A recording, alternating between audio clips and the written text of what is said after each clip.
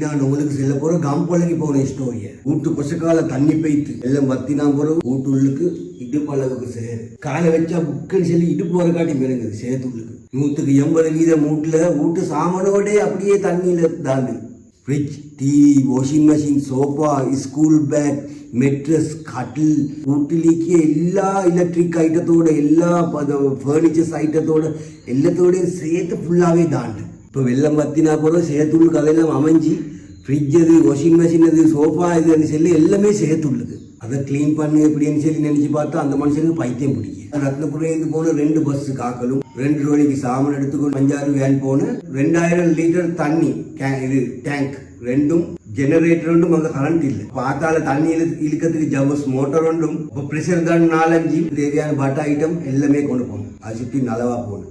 எங்களுக்கு அவ்வளோ நேரம் நின்று 4-5 வீடு தான் ஃபுல்லாகவே க்ளீன் பண்ணி எழுமா போனேன். இடுப்பு அளவுக்கு சேர ஃபுல்லாக எடுத்து போடுகிற செல்லு எப்படி பெரிய பலாத்தை ஒன்றுக்கு ஊருக்கு என்ன சாரி பிரச்சனை இருந்தால் அந்த ஊருக்கு ஹெல்ப் பண்ணுற தனவந்தர்கள். இப்போ தனவந்தர்களும் ஃபுல்லாகவே ஜீரோக்கு விழுந்தீங்க. அவங்களோட வாகனங்கள் எடுக்கிறது கொண்டு இல்லை, அவங்களோட கடைகள் எடுக்கிறது கொண்டு இல்லை, ஸ்டோர்ல கோடிக்கணக்கான சாமான் தாண்டு வெளியே போட்டிக்குது. தனவந்தர்களுக்கும் ஜீரோக்கு லொஸ்ட் ஆகி பல சைடுக்கு தேவை க்ளீன் பண்ணி எடுக்கிறதுக்கு தான்.